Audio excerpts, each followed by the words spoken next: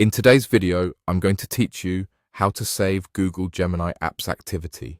By the end, you'll know exactly where to find the setting and how to turn it on so your conversations and actions in Gemini are remembered to improve your experience across devices. First, open your Gemini account. That simply means launching Gemini in your browser or the mobile app and making sure you're signed into the correct Google account you want to use. If you have more than one account, double-check you're in the one where you want your activity saved.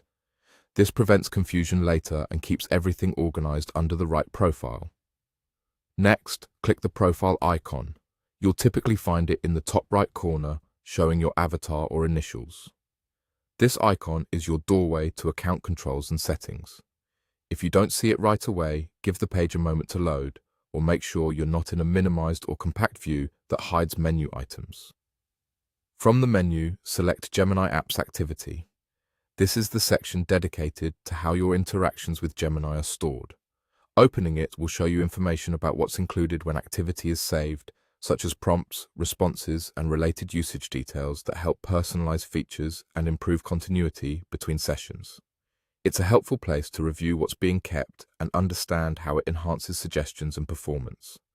Now turn this on to Save Apps Activity. Look for the switch or toggle labeled something like Save Gemini Apps Activity and set it to On.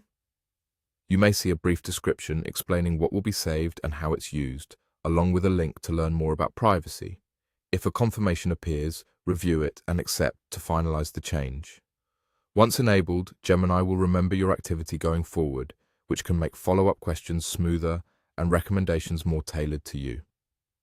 A few quick tips as you wrap up.